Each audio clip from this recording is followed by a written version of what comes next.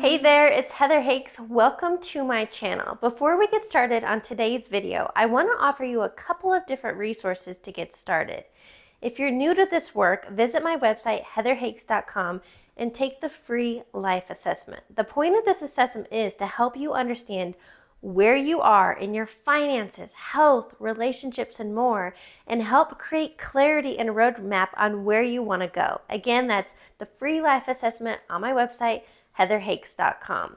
If you're ready to deep dive and just get started, I've created a self-study online course all about mindset and manifesting. It's ready for you when you are. And finally, if you want to go even further and deep dive and have quantum leaps in your life, I offer one-on-one coaching. And to see if it's right for you, you can visit heatherhakes.com/coaching and schedule your free discovery call. All right, let's get started and dive into today's video.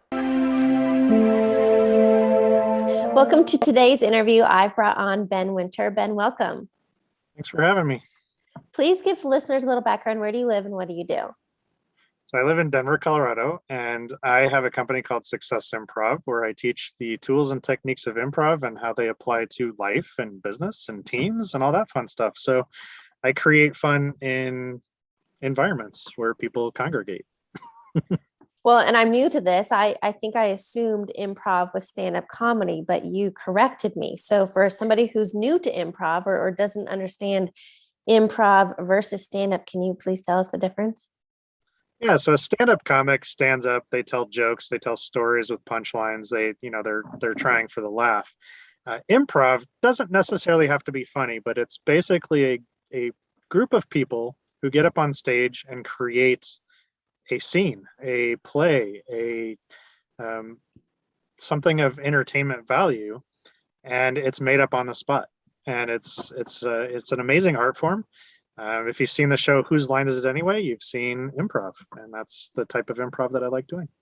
And you've been doing this, I think you said 15 years. I have, yes. It's funny because I've been saying over a decade for a while, and I'm looking back, I'm like, wow, I'm that old. Yeah, it's been 15 years. But how did you get into improv?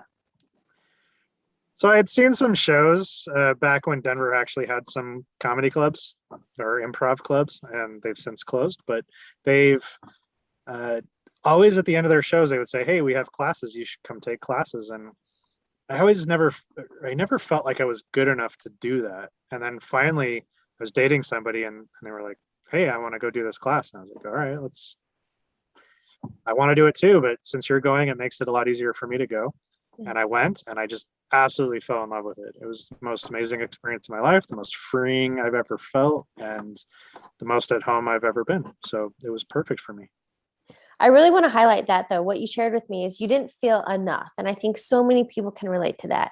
They want to do this thing, but they don't feel good enough, capable, smart enough, good looking enough. They're too old. They're, all the not enoughness, but you somehow got past that. And maybe it was the help of your girlfriend, but you got past that and then found the thing that lights you up. And now you've written books about it. And so what message would you give to somebody that is sitting there and is like, man, I really want to do this thing, but I have this fear or limiting belief that it just doesn't feel possible? I mean, I can't say it any better than Nike. Just do it. I mean, plain and simple. If you even think you might have fun doing something, or you even think it might be something you might enjoy, just do it. If you fail, you fail. Now you know. But you might succeed. You might find it's amazing. You might find it was the best choice you've ever made. And who knows where to lead. You know what else I have to mention? That being new at something, I think you have to realize that you might suck at first. Exactly. Yeah. And especially when I started podcasting, I don't know, I was kind of nervous and I wanted to be perfect. And I would write out scripts and kind of bullet points. And I just, I wanted it to be good. And I can look back at some of my early ones, and especially like YouTube videos, I sucked. I didn't have an idea and I didn't know what I was talking. And now, just like you, this is a great combo. I improv them. I might have an idea or like a topic or a headline, and I wing it. But it's taken 4 years, 350 plus episodes to get to that point. Yeah, and that I think they say what it takes 10,000 hours to become a master at something. So if you're Yeah. starting at hour one, you're not going to be a master at hour one. It's going to Yeah. take you a long time to master something. Like, I think even after 15 years, I would not be considered a master of improv. I understand it very, very well. I teach it. And the more that I teach it, the closer I become to master level. But I'm definitely going to be able to teach people along the way. So Yeah. I'm up there for sure. Okay, so now I want to get into the 5 rules of improv you shared with me and how it relates to life. So you take it. Yeah, so my first book that I wrote, and when I came up with the concept of success improv, I wanted to teach the rules of improv and how they apply to life, because what people don't realize is that that's all we do every day.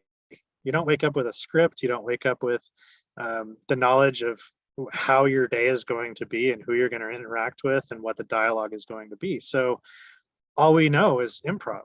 And yet, what most people don't understand is that if you've ever watched an improv show, if it was good, and I'm going to stress that, if it was good, everybody on stage was following the same set of rules. If it sucked, there was probably one or multiple people up on stage that were not following the set of rules. And I like to teach those rules and how they apply to life in general. And the first rule that I talk about is don't deny. And a lot of that has to do with just accepting what is, accepting where you are, accepting the situation that you're in. And it's not surrendering to it. It's not giving up because this is where you are. It's just recognizing, like, hey, I'm not the weight I want to be. I'm not the job I want to be. I'm not in the financial position I want to be. And it's just simply taking that moment in time and saying, okay, I am where I am. It is what it is. Question, real Yeah, quick. go While for it. you were sharing that and the life experiences, it really hit home. What if you're in this stance in life that you don't, okay, you're no longer in denial, but you're not happy with your weight, your finances, your relationship status, your career? What if all of the life, I call them life buckets, what if all of them aren't where you want them to be? What do you do? And that's part of the accepting. It's just like, this is where I am. And, accepting I'm not happy with them. It's still part of the acceptance process. And the second rule of improv that I talk about is yes and. It's the most common rule that people know.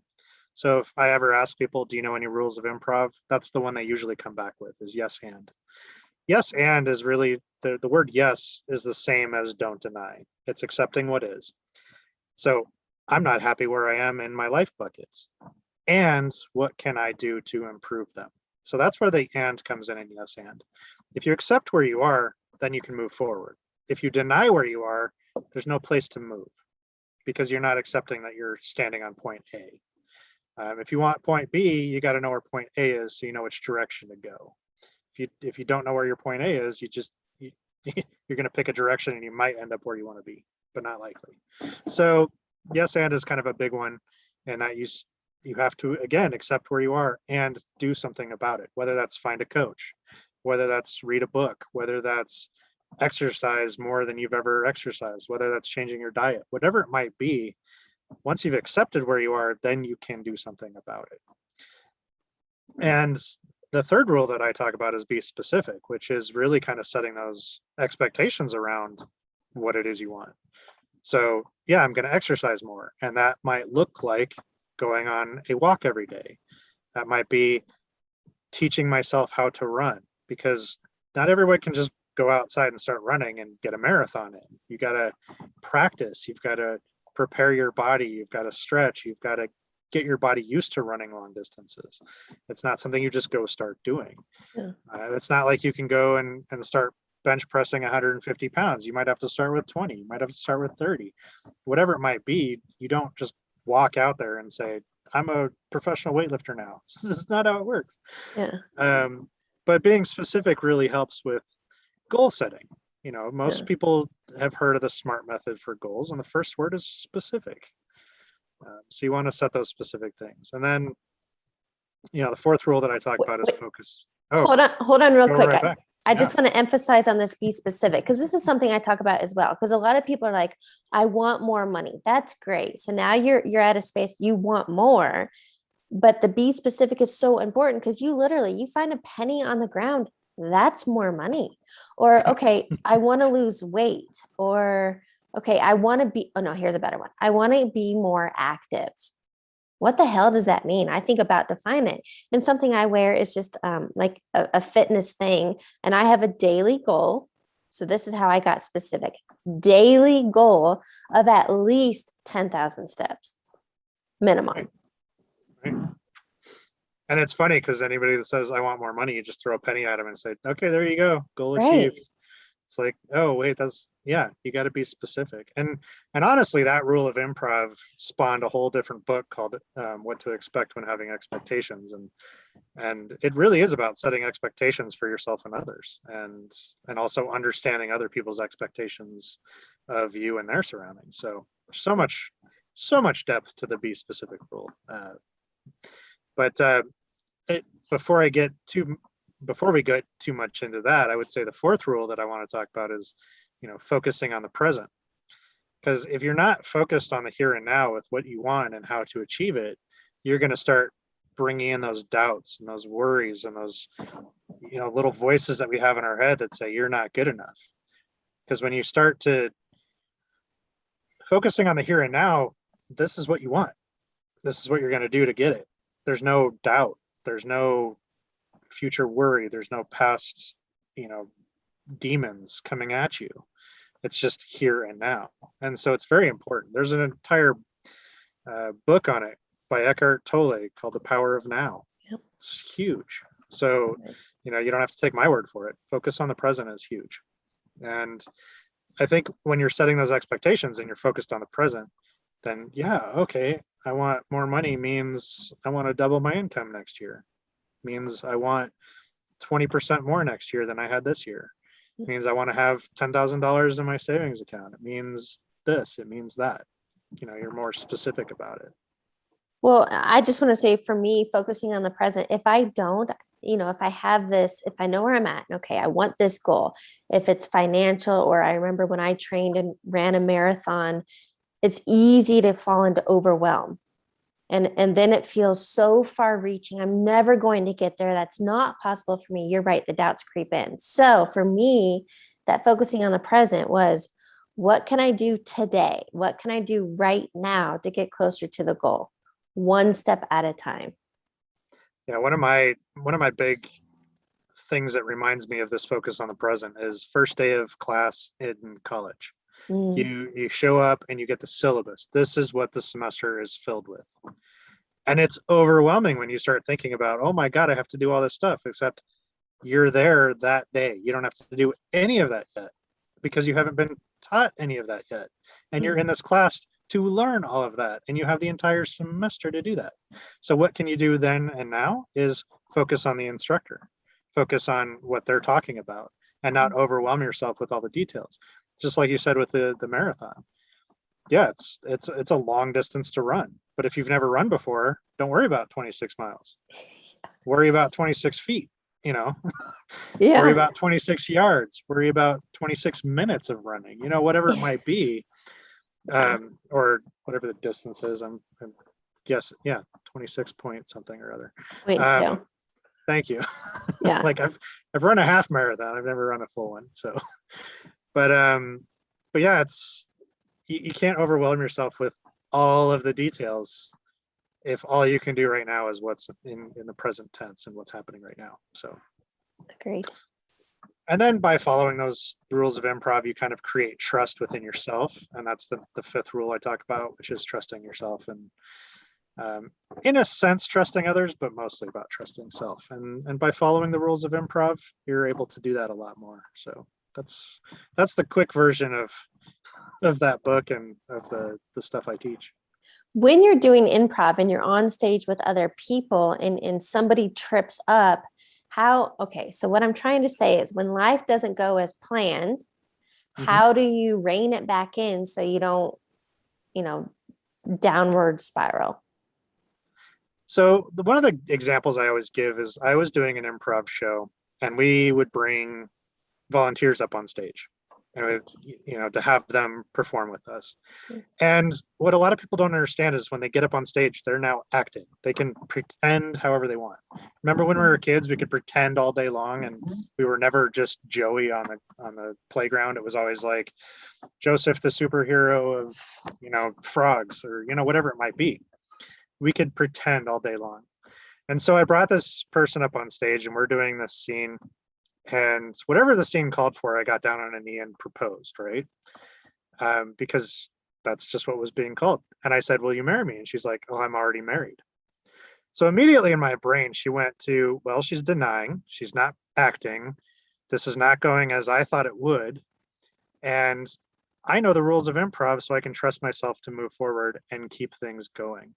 And so I stood up and I said, you've been lying to me this whole time. Like, I was able to play with it. I was able to take what she gave me and work with it anyway. And I think in the world of having improv as a skill allows you to accept what's happening around you. If you walk into a networking event, you're going to be able to handle that networking event just a little bit better. You're going to be able to talk to people a little more easily, because you might walk in and say, well, my friend Bill was supposed to meet me here, and he's not here, and he was going to introduce me to a bunch of people. Oh God, what do I do, right? Well, now you can accept Bill isn't here, and I am, and I'm here to, build my network. So let me talk to people. And so you're able to kind of adjust to the situation as it happens. And that's so huge for us, because how many times do we get into a situation that doesn't go the way we thought it should, and we freak out, as opposed to working with it and using what we can in that situation. And I feel like just knowing the rules of improv has made my life easier as in general. And you and I kind of talked about this a little bit.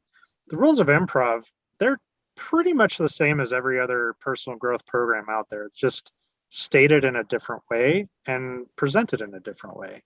So if improv's not your game, go learn from Tony Robbins, go learn from landmark forums, go learn from reading Eckhart Tolle. Like, there's so many ways to learn this stuff. I just find this fun and entertaining as well. And it gives me a perspective that I can work with much, much easier. Okay, so I think you nailed it there. Is you're having fun and it's entertaining. And there is no one way or right way to live your life, or there's not just one quote guru or teacher that you must learn from. There's nearly 8 billion people. So find your path, and yours is improv. Yes, absolutely. Yeah. And it's fun because I get to play more often and I get to pretend more often. When somebody says something, my mind might go to 3 or 4 different places, and I'm just having an internal laughing hysteria, because I created some amazing things in my mind while they're talking, and it's just hilarious to me. And they might be talking about something that really isn't funny. Obviously, if somebody's being serious, I'm not going to go to funny and humor. I'm going to actually listen and pay attention. But every now and then I'll just find myself cracking up because of something somebody said. And it's like, I'm having a ball over here. I'm having a great life because I've created this path to have more fun, and it just becomes more fun overall.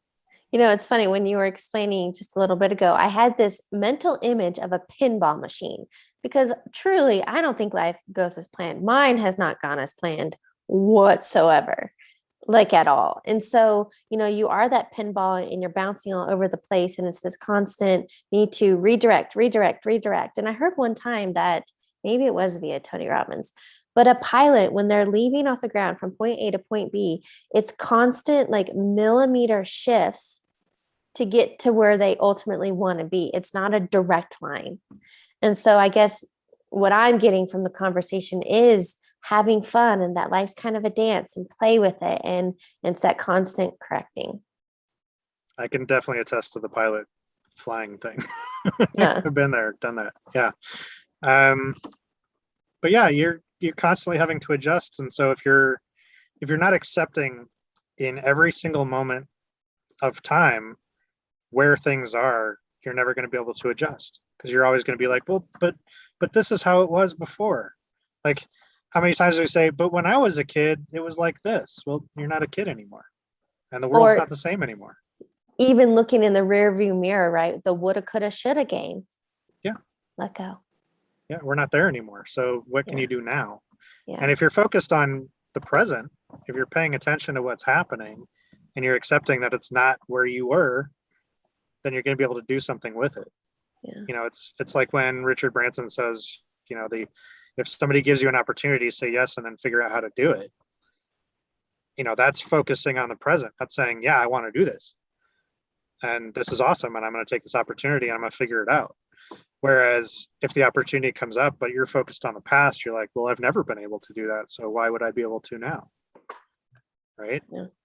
You're not going to take that opportunity. And then you're going to be like, oh, I have a regret now. Oh, regrets suck. I hate regrets. It's a whole nother tangent. Yes, it is. So I guess in summary, when we're using this metaphor as improv for kind of like how to play the game of life, what is one key takeaway you want listeners to get? I think the tagline in my book kind of says it the best, is that life is improv. Learn the rules, you'll be successful. And I definitely can say that from my own personal experience, because prior to improv, I would say my self-esteem and my self-confidence was probably at like a 2 or 3. It wasn't at 0 because I had been doing some personal growth up to that point, but it was definitely not where it is today. And I definitely believe wholeheartedly that improv was one of the biggest catalysts for my self-confidence and self-improvement, along with everything else that I've been doing. But that was just one of the biggest pieces that I've ever had. And you know, there's still times when I have doubt because that little voice was created back in the day and it's never going to go away. But I've created a much stronger, louder voice that overpowers it most of the time. So works out well for me. That's awesome. Where can people, do you have a YouTube channel or anything where you're posting this stuff, or do online virtual events? I think the best, there's 2 websites I would tell people to go check out. The first one is havingexpectations.com, and that's where you can learn more about the books that I've created, and some of the interviews that I've done and all that. And then the other one would be the business, which is successimprov.com. And there are links to social media and YouTube and all kinds of stuff there. So, okay. Well, I'd love to wrap up the interview, and I have a couple rapid fire questions for you. Perfect. Let's do it. What is a quote or motto that you live by? That's the one I said about Richard Branson. Wait, what was that one? It's the, if an opportunity comes your way and you don't know how, just say yes and then figure out later, or something along those lines. But I love that one. Oh, well, that kind of ties in with even Marie Forleo. Everything is figure outable. So I love that. Take the leap, say yes, and it'll line up. That's right. What is a book you are currently reading or highly recommend? Can I choose my own? No, I'm just kidding. I am currently writing a sci-fi novel because I really like sci-fi. So I'm going to say anything written by Hugh Howey or John Scalzi is something that everybody could enjoy reading. So, okay. Yeah. Final question. What advice would you give your younger self? Don't take life so seriously. Right. 100%. Yeah, that's the biggest takeaway is I took life way too seriously when I was younger. Couldn't agree more. Ben, thank you so much for joining me.